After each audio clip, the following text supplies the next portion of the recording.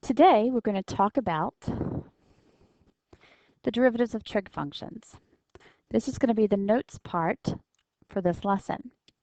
Remember, from the fundamental theorem of calculus, if the integral of lowercase f of x is equal to capital F of x, that means that the derivative of capital F of x was equal to the small f of x. Or if we integrate f prime, we get f of x plus c. Or if we take the derivative of an integral, we end up with the inside part times 1 if we happen to be putting x in. So dx would be 1. Okay, so your derivative rules, recall, I've written these in terms of the chain rule. So if you have a function raised to a power, the chain rule says we take the power down, subtract 1, times the derivative of the inside. We will learn next class how to integrate that and go backwards. So if we take the derivative of a sine function, we end up with a cosine function. That means going backwards from cosine, we would end up with sine. If we take the derivative of cosine, we end up with a negative sine function times the derivative of the inside angle.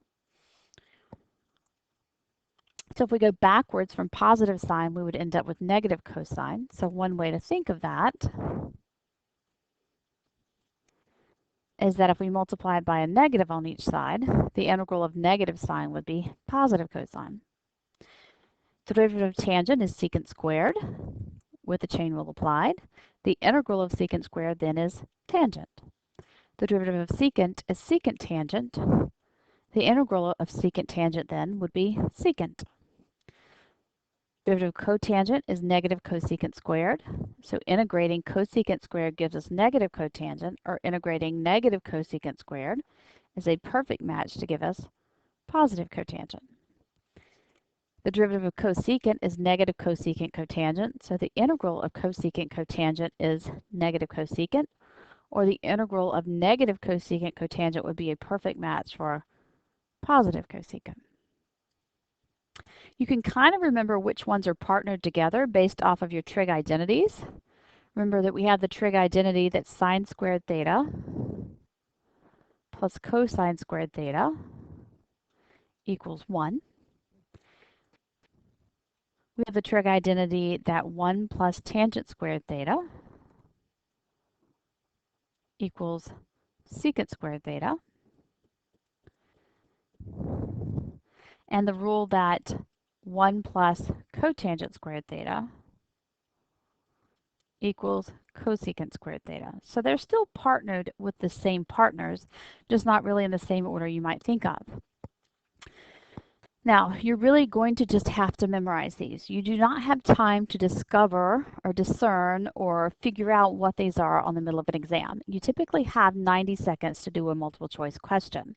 In that 90 seconds, you're also going to be evaluating at endpoints and things like that on our definite integrals, or evaluating at pi over 2 or pi over 6. So you're going to have to know your unit circle immediately and know your derivatives immediately.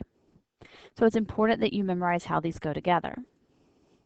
So I've put this chart on this notes packet and on the practice packet so that you really have two places to have it to remind you. Now, only with sine and cosine, so I don't want you to get this confused.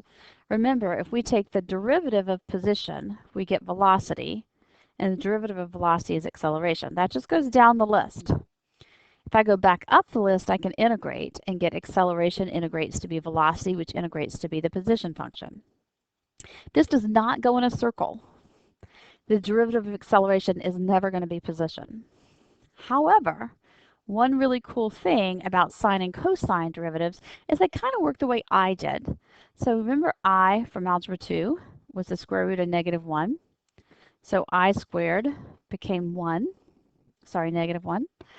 And I cubed becomes negative I.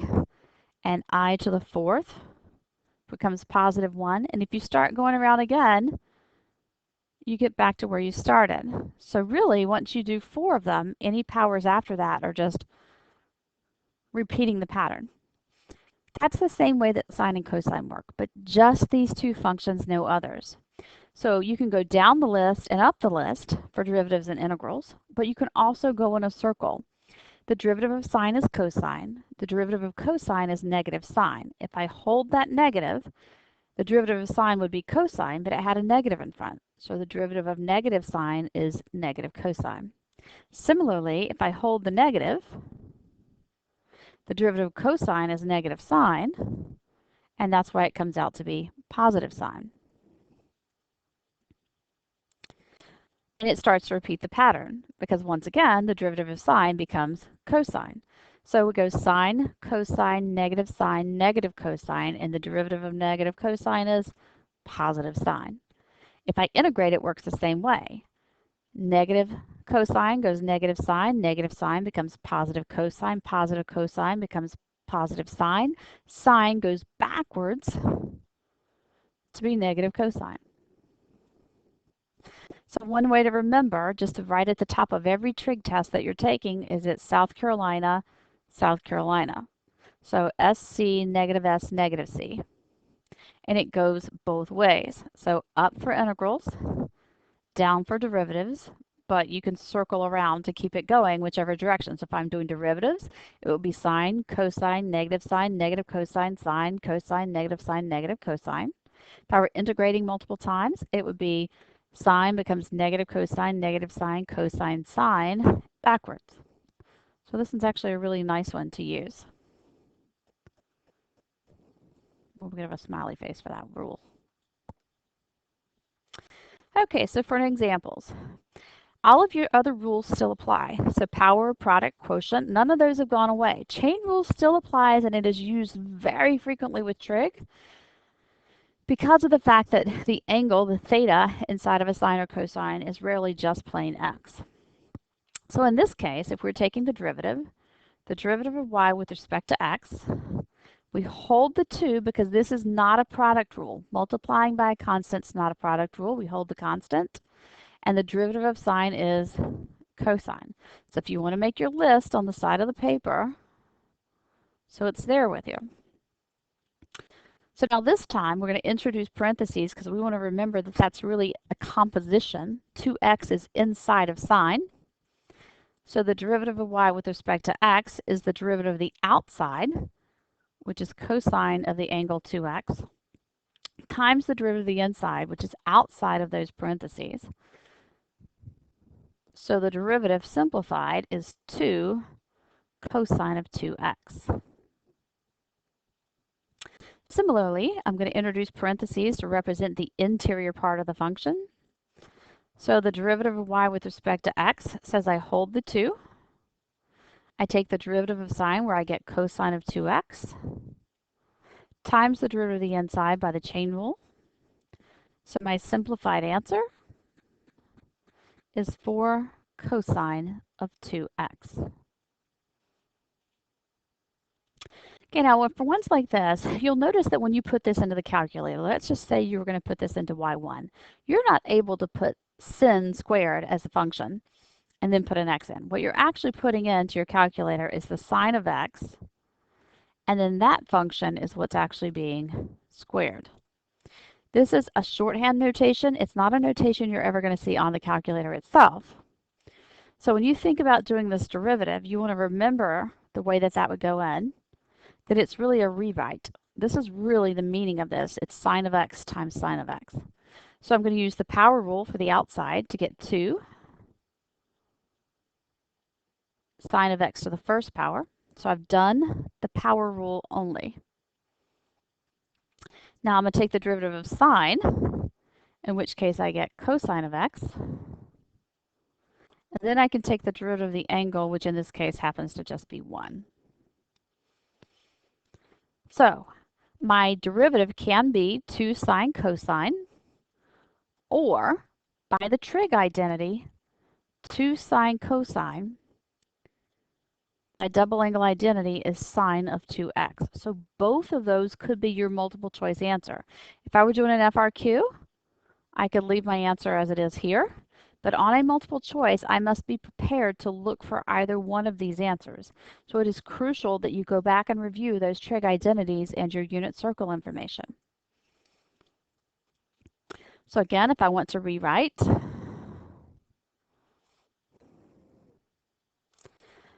I'm going to rewrite this for clarity. Whoop, sorry, I started writing the derivative. I really meant rewrite. Not really doing the derivative yet. So my rewrite is that y is really equal to the sine of the angle 2x, and the sine function is being squared, not the 2x and not the x. So the derivative uses the power rule for 2 sine of 2x, now to the first power, times the derivative of sine, which is cosine of 2x, times the derivative of the inside angle, which is 2. So if this were my FRQ, that could be my answer. Now, there are two ways I could see this then. Based on the trig identity, we already know that this is the double angle formula. So 2 sine cosine is really the double angle for 4x. So notice the difference. This is 2 sine of 1x cosine of 1x, so the double angle is sine of 2x's. This is 2 sine cosine with an angle of 2x, so doubling that becomes 4x. I still have a 2 at the end. So to write this properly, it would be written as 2 sine of 4x. Or I could have left it as 2 times 2, which is 4, sine 2x, cosine 2x. So either one of those last two answers could be your multiple choice. So a rewrite for number 6, we have sine is the outside function, and the inside function is actually x to the 1/2. So my derivative is the derivative of the outside, which is cosine of square root x, times the derivative of the inside, which is 1/2 x to the negative 1/2. So the derivative, cosine of root x,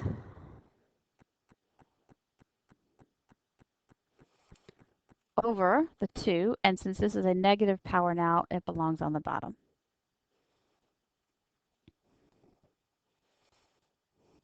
Okay, now that's different than the rewrite for number 7. So notice the difference between having the square root as inside the composition and on the outside.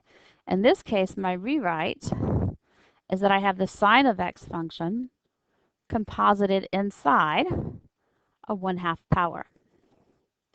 So my derivative says to take the derivative of the outside, keep the guts,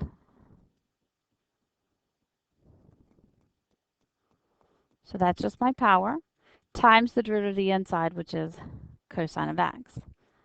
Now this time when I simplify, I have a 1/2, so I have a 2 on the bottom, a 1 on top. Square root of sine goes on the bottom, and the cosine of x function is still on the top. Okay, so let's do a similar rewrite for number 8. So my rewrite has the sine of 2x, which is already a composition because we have 2x inside of sine, and all of that is composited inside the 1/2 power. So my y prime says take the derivative of the 1/2 power. So bring the 1/2 down, keep the guts to the negative 1/2 power. And so my guts are still there. I'm only doing the 1/2 power. After I've done the 1/2 power, I have to do the sine. And so the derivative of sine is cosine, leaving the guts. So he still has a 2x on the inside. And then the derivative of the 2x is 2. So my y prime has a 1/2 times a 2, so those cancel.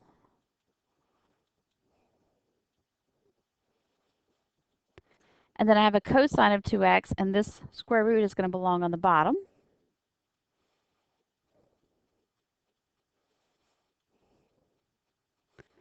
So that would be my final answer.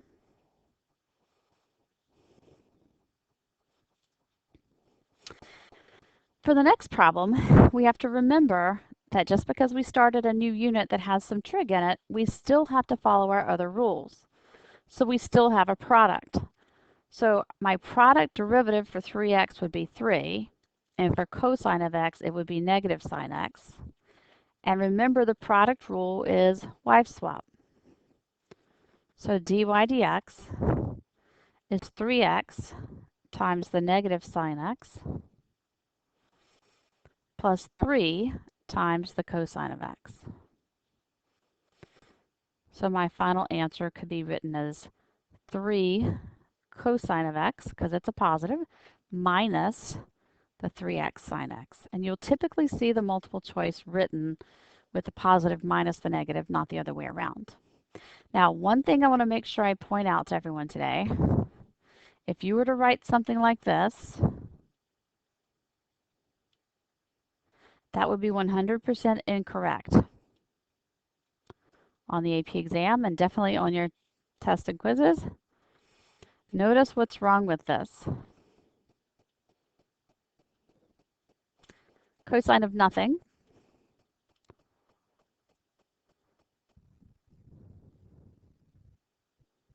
sine of nothing.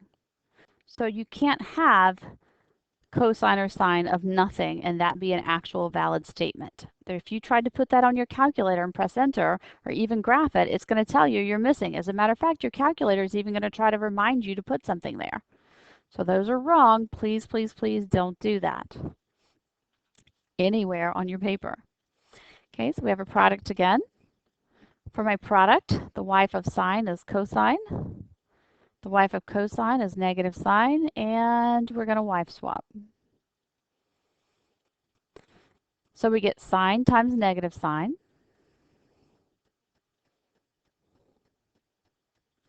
plus cosine times cosine.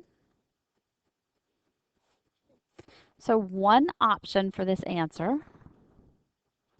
is negative sine squared of x plus cosine squared of x. The other way you could see this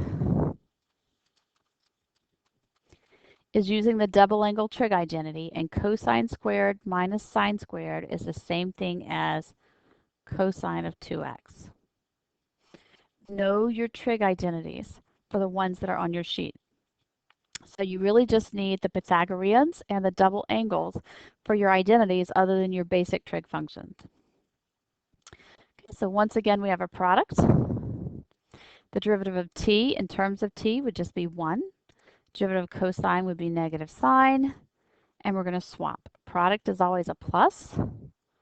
So when you're showing that process to the AP reader, you have t times negative sine t plus 1 times cosine t. So as a free response, that's a perfectly final answer.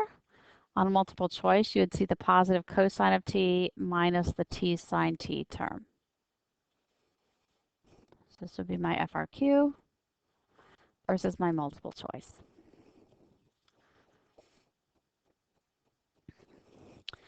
For number 12, we have a plain old plus. Plus and minus, which we're doing for this whole row. Plus and minus. So if I go across on here, all of these are just plus, so I don't have to, or minus, I don't have to do anything special. Derivative of sine is cosine. Derivative of cosine is negative sine. So that's done. Even if I have a constant, that's not the product rule. So if you want to write it on your paper, sine, cosine, negative cosine. Derivative of sine is positive cosine. The derivative of negative cosine is positive sine, or you can think about it as negative 4. And then the derivative of cosine is negative sine, which would make this positive. And you're done. Similarly, for number 14, I have 3. The derivative of sine is cosine. And I have a 6. Derivative of cosine is negative sine. And that one's done.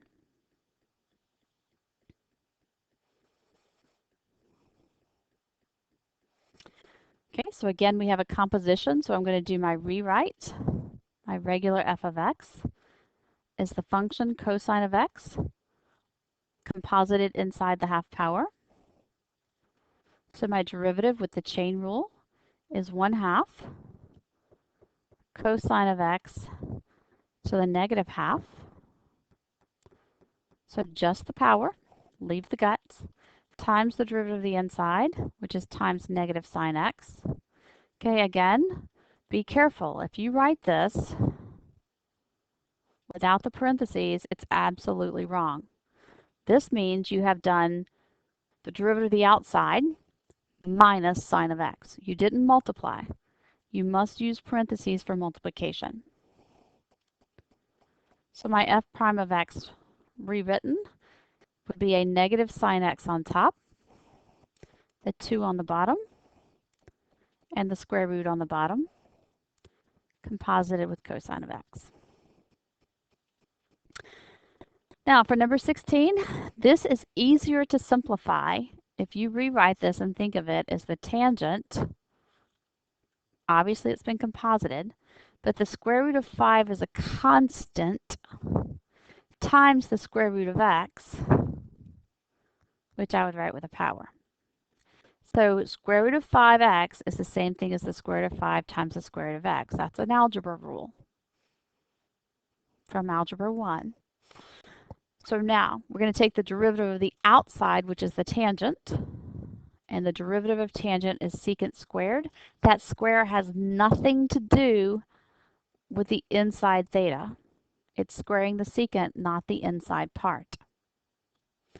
Then I'm going to take the derivative of the inside, and the derivative of the inside is a constant square root of 5 times the 1/2 x to the negative 1/2. So my final answer is the square root of 5, which is on top still, secant squared of the angle square root of 5x,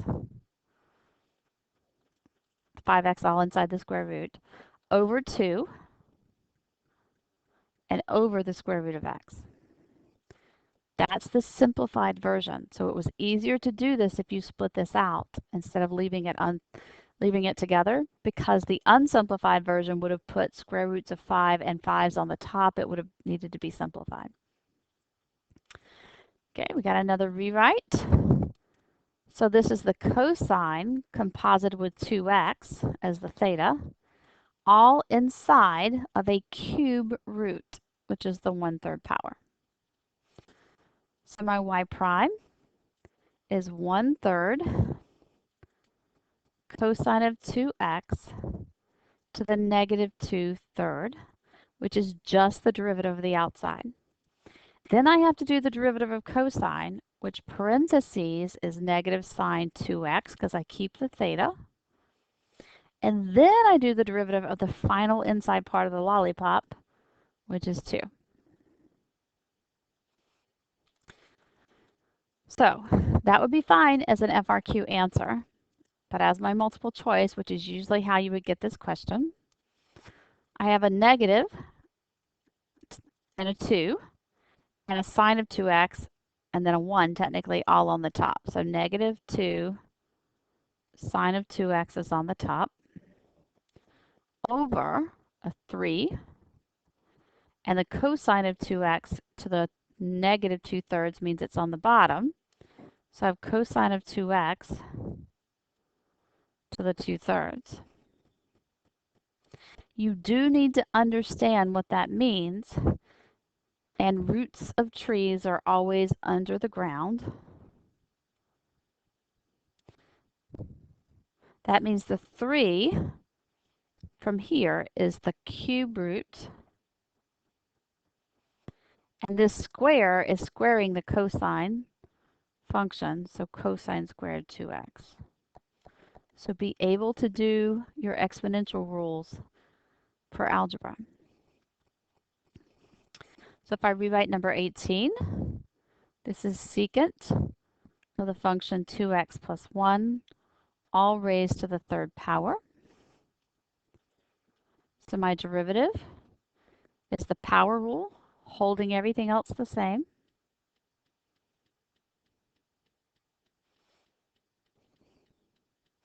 times the derivative of secant, which is a little special, is secant tangent. He's like a little stalker. Not only does he not go away, he brings a friend with him. So the derivative of secant is secant tangent. You still have to keep the theta. You can't change the theta on a trig function without a trig identity. And then times the derivative of the inside, which makes it a times 2. So overall, that would be a good free response answer, but I have 3 times 2, so 6. Secant squared times another secant is secant cubed. And then I still have a tangent. So notice I have exactly the same number of secants I started off with. The constants out front changed. I had 1 and now I have a 6. And he brought a friend with him. Okay, now for this one, it's a product rule. So the derivative of 4 secant 3x is 4 secant tangent, which is just the derivative of secant, times the derivative of the inside. So I'm going to times it times a 3. And the derivative of tangent is secant squared 3x times the derivative of the inside, so times a 3. So when I do my product rule, which we've said was a wife swap, I have 4 secant of 3x times the derivative of the tangent part. So it's taking this part, swapping it over, which was 3 secant squared 3x, plus the original tangent of 3x times the derivative, which was 12 secant tangent. So 12 secant 3x tangent 3x. So that's my free response answer. My multiple choice says I have 12 secant cubed of 3x plus 12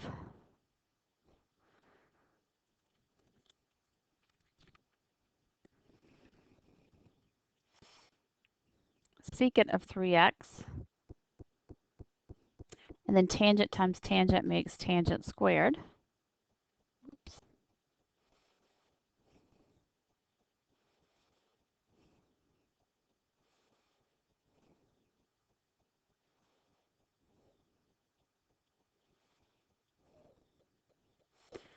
Or my multiple choice could factor the 12s, factor one of the secants,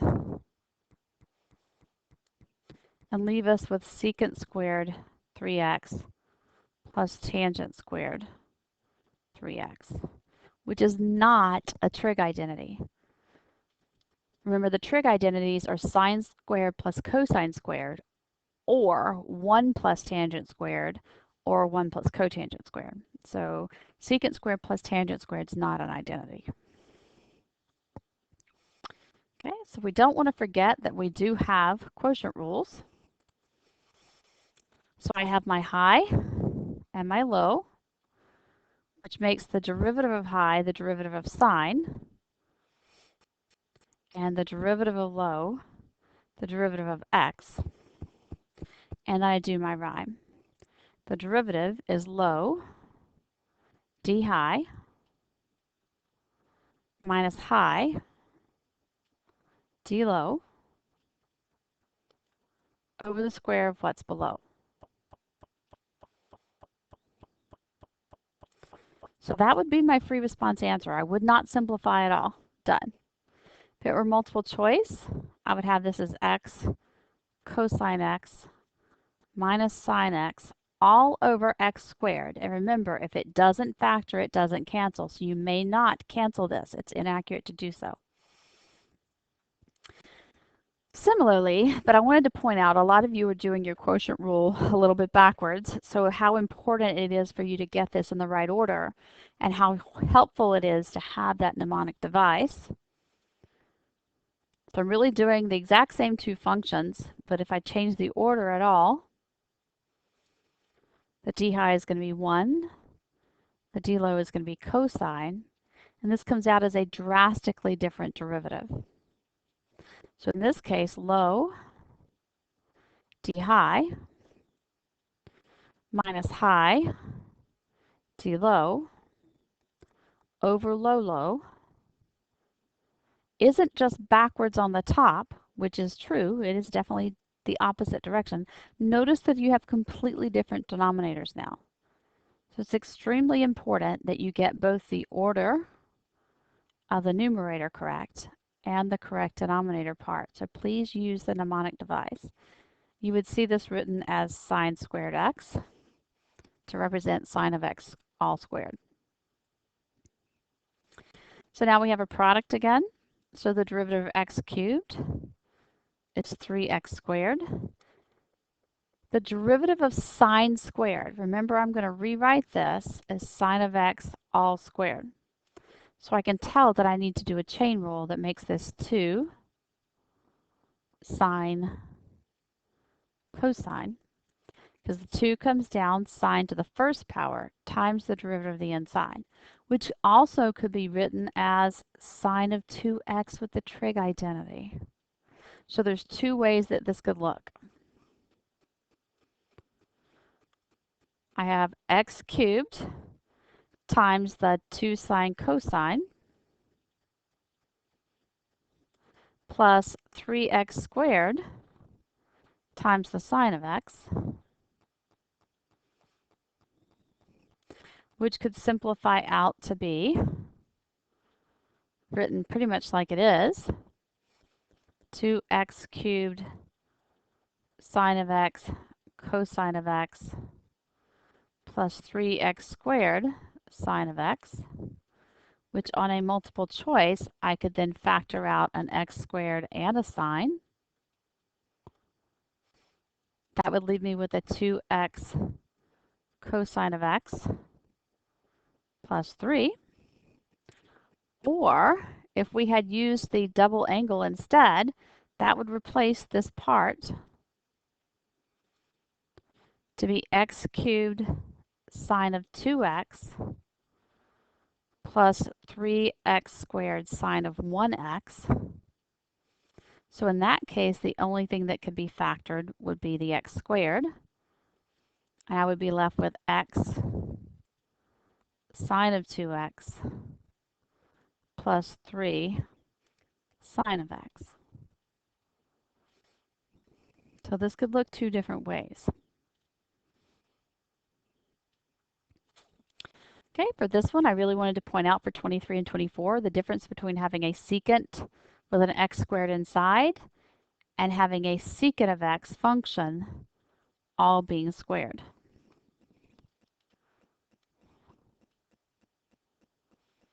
So in this case, the derivative of the outside is secant tangent. It happens to be that this derivative is bigger than the original. And then the derivative of x squared would be 2x. So you would see this derivative written as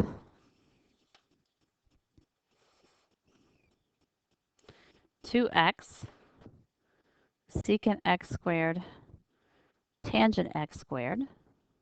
And there's really no simplification for that. The other derivative, you would see the derivative of the outside is 2 secant x to the first power times the derivative of the inside, which is a secant x tangent x. So in this case, you end up with 2 secant squared x times tangent x.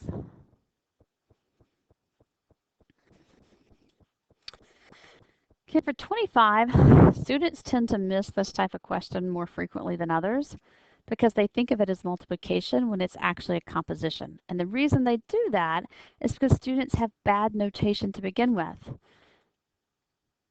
This is not the sine of an angle times the cosine of an angle. There's no such thing as sin of nothing. So you really want to think of this as sine of u, and my u happens to be cosine of x.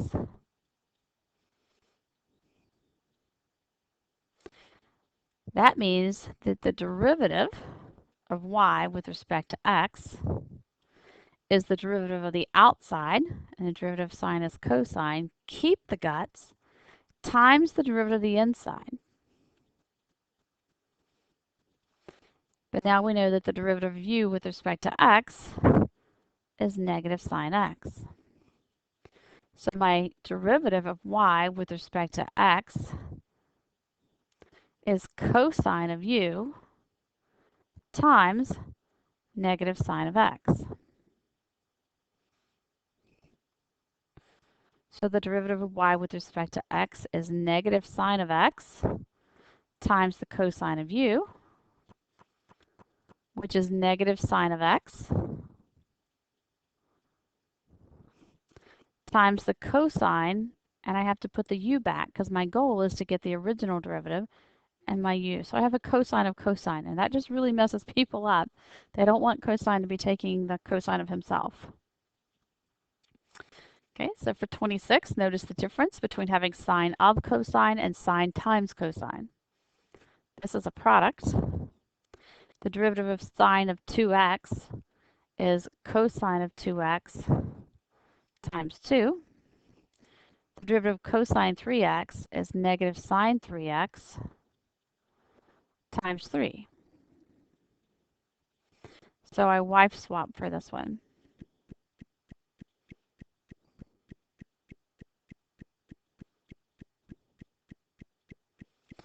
So we have sine of 2x times negative 3 sine 3x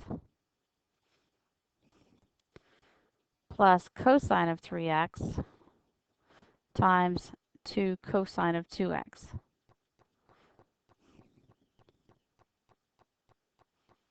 So I have a negative 3. This is not sine squared. It's not sine squared because sine of 2x times sine of 3x is not the same function. So it's not sine squared of 6x or anything like that. It's negative 3. They're two different angles, so it's two different functions. So I have to leave it that way. Similarly, cosine of 3x times 2 cosine of 2x is two different functions. So I cannot try to combine two functions with different thetas, not without using a trig identity. Okay, now we still need to be able to do the same applications with trig functions that we already know how to do with polynomials. So I'm going to find the equation of the tangent line at the given points. So first I'm going to find the derivative using my product rule. Sine of x gets multiplied by the derivative of cosine, and the derivative of sine gets multiplied by the original cosine. Or again, you can write your derivatives here and then do your wipe swap. Now, the derivative at the point 0, 0 is negative sine times sine of the angle 0 plus cosine times cosine of the angle 0. So we need to instantly know, because we have 90 seconds total, and we've already wasted part of it doing the problem, the actual calculus part. So the pre-calculus comes into play that the sine of 0 is 0, and the cosine of 0 is 1.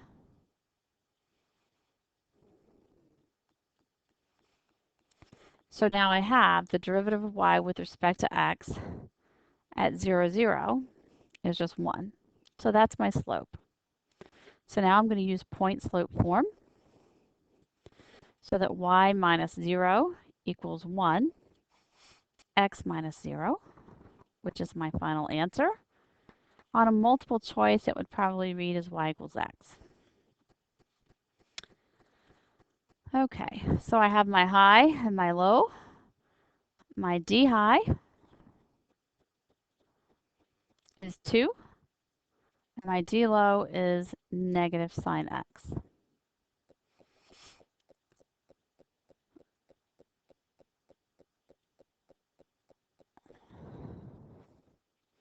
So we have low d high minus high d low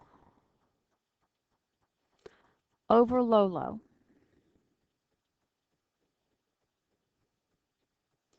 So if we know that cosine, we're doing this at 0, 0 again, of 0 is 1, and that sine of 0 is 0, we can use those right away. And the derivative at 0, 0 is cosine of 0 times 2 minus 2 zeros times negative sine of 0, which is 0, over cosine of 0 squared. So I get 2 over 1, which is 2. So again, using point slope form, y minus 0 equals 2x minus 0. Or in this particular case, since we have the y-intercept, y would equal 2x on a multiple choice.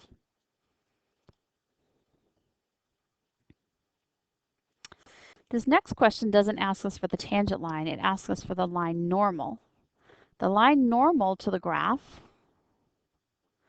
remember, is perpendicular to the tangent line at the same point. So our derivative, we have a product. So I'll do a little color coding here.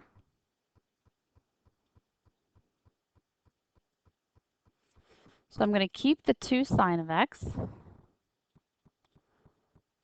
I'm going to multiply that by the derivative of cosine, which is negative sine.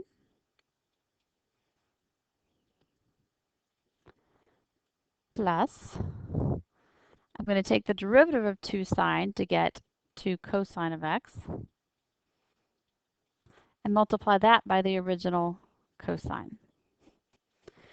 So 2 sine, so first times the derivative of the second, and then the derivative first times the original second. So y swapping up. Don't forget, I always kind of circle mine because by the time you've done this much work, sometimes we forget where we left off. I've still only done the red and green part. I still have to do the derivative of negative sine x.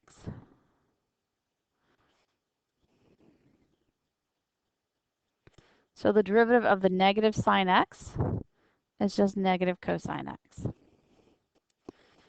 So the derivative at the point where x equals 3 pi over 2, we need to know that the sine at 3 pi over 2 is negative 1, and the cosine at 3 pi over 2 is 0.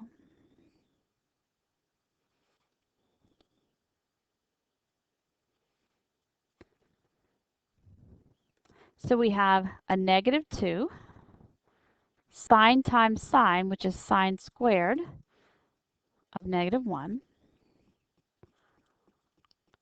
2, cosine times cosine is cosine squared, so 0 squared, minus the 0.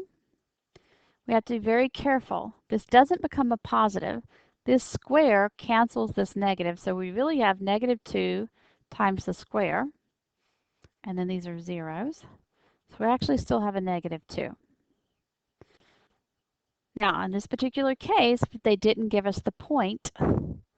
They gave us the x value.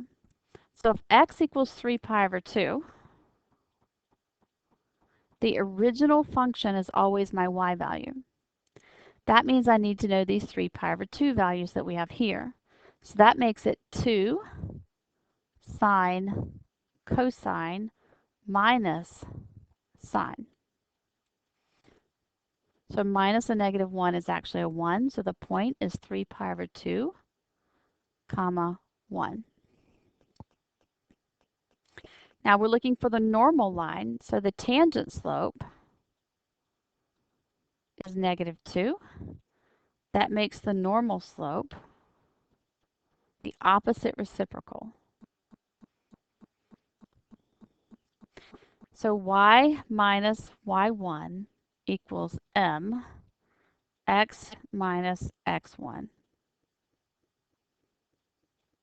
So y minus 1 equals 1/2 x minus 3 pi over 4 because I have to distribute. And that gives us y equals 1/2 x minus 3 pi over 4 plus 1. So the correct answer is C.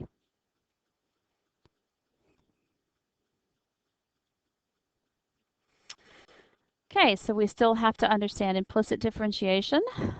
So we're going to do the same kind of idea that we did with our polynomials. Notice we have a product on the inside. So the derivative of the outside is the derivative of sine, which is cosine, and we keep the guts. Times the derivative of the inside, and times needs parentheses. The derivative of the inside is a product. So I have a derivative of 1 and y prime. So that's x times y prime and 1 times y equals the derivative of 1, which is 0. Now, surprisingly enough, since we're looking to solve for dy dx, I don't want to distribute this. I'm going to divide both sides of this function by cosine xy.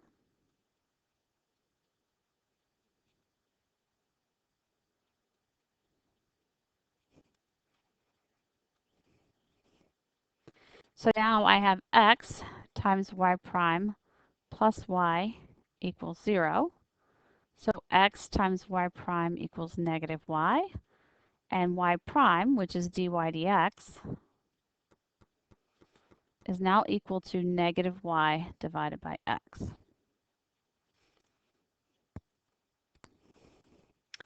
Similarly, I'm going to take the derivative of sine of x to get cosine of x. I have a plus 2. The derivative of cosine 2y is negative sine of 2y times 2. Derivative of the outside times the derivative of the inside. And I had the original 2 that was already there. Equals 0. Oops, sorry. Times dy dx. Almost caught myself there. Okay, so the derivative of 2y isn't just 2, it's 2y prime equals 0. So then we have cosine of x equals, I take all of this to the other side, so then it becomes positive 4 sine of 2y times y prime. So then my y prime, or my dy dx, is the cosine divided by the 4 sine 2y.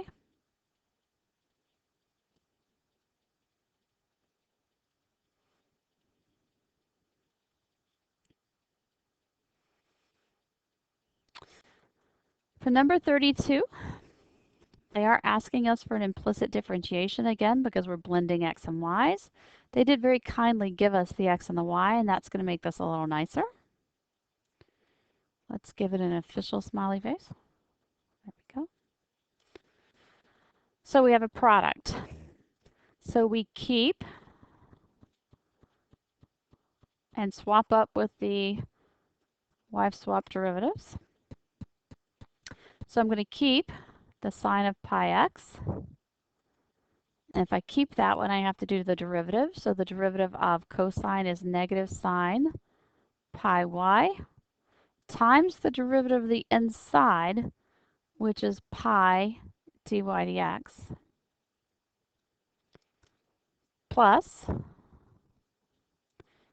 the derivative of the sine part is cosine pi x, because that's the derivative of the outside, times the derivative of the inside, which would be times pi. And then I have to keep the original cosine this time. And then that equals the derivative of the right-hand side, which is just y prime. Now this time, because they gave me a point, I don't have to simplify the algebra. If I substitute 1 in for x, notice I have a negative here, so I'm going to pull that to the front. And I have sine 1 pi. And then I have sine 0 for y makes this 0 pi. And then I have a pi here, so I'll actually put that in front as a negative pi. And then dy dx. Plus, I have a pi. Cosine of pi x is 1x. Or sorry, 1 4x, so cosine pi. And then cosine of pi y, 0 is y, so that's cosine of 0. And that equals y prime. Now this first term is negative pi, sine of 0, y prime. So that whole term is 0. Plus, I have pi. Cosine of pi is negative 1. Cosine of 0 is 1, and so that equals y prime. So I end up with negative pi equal to y prime.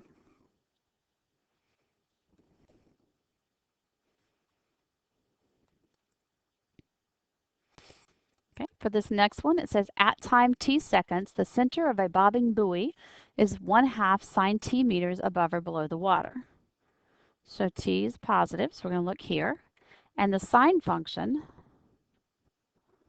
times a half with an amplitude of a half would look like this. So at time 0, we're really talking about being at this part of a function. At time pi over 2 on the sine graph, we're here, and at pi, we're here. So it's good to at least have an idea of what your parent functions look like. So the velocity, if this is the center of the buoy in meters, this is my position, I want velocity, then velocity is equal to y prime. So I hold the half, and the derivative of sine t is cosine t in terms of t. So the velocity at time 0 is 1/2 cosine of 0, which is 1/2 times 1, and we're in meters and seconds.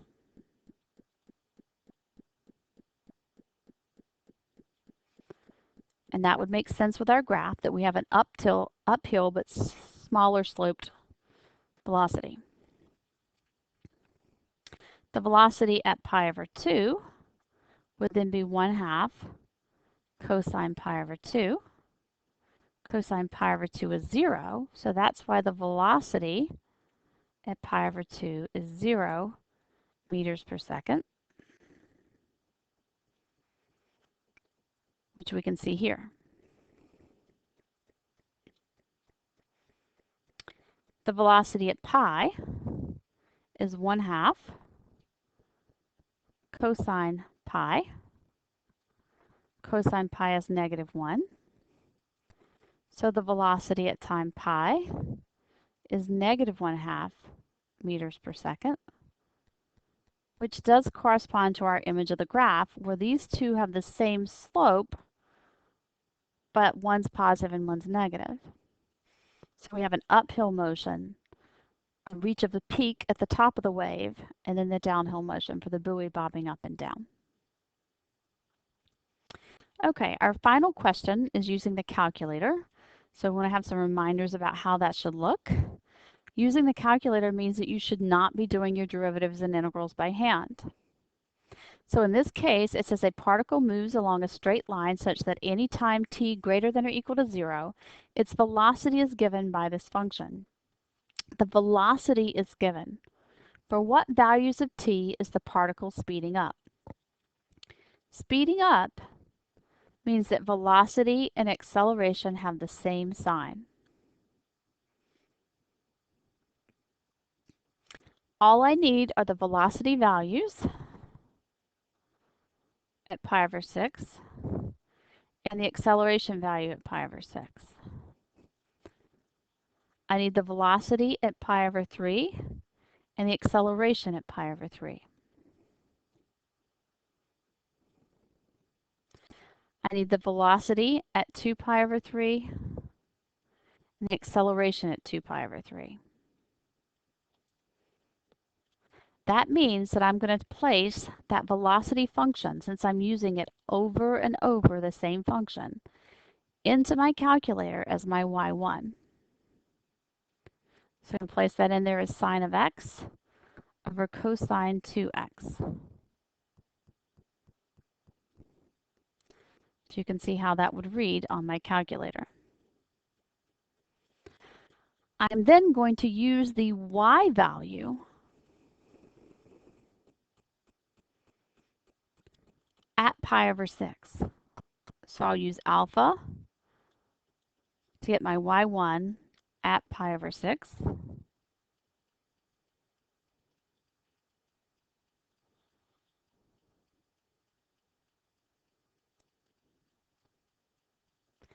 And I'll use my derivative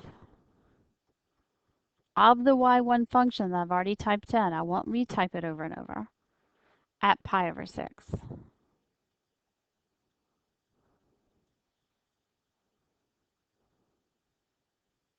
So I now know that the velocity at pi over 6 is 1, which is greater than 0. The acceleration at pi over 6 is 5.196, which is also greater than 0. Therefore, we're speeding up because velocity and acceleration have the same sign. So that is definitely one of my yeses. That one worked. I could then use my calculator to move up and copy.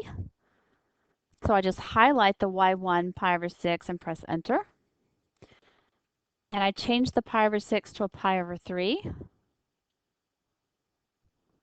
And I do the same thing for the derivative. I copy what I've already typed and just change the pi over 6 to pi over 3. So I now have, at pi over 3, our velocity is 5.1, sorry, I'm reading the wrong one. Here we are, these two. So my velocity is negative 1.732.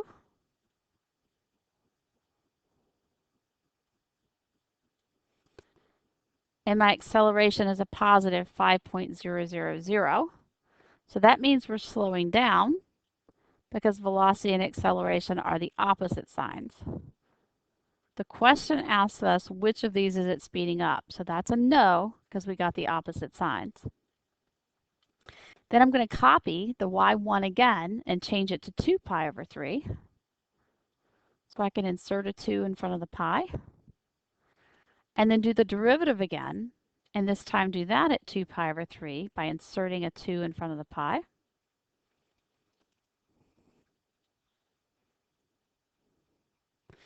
So this time we got a negative velocity and a positive acceleration. Sorry, no, a negative velocity and a negative acceleration. So that means that we are speeding up in the backwards direction because the velocity and acceleration have the same sign again. It just happens that they're in the other direction. It doesn't ask us about direction, so we really shouldn't waste time talking about that as far as the AP exam answers are concerned. So the correct answer is 1 and 3 only.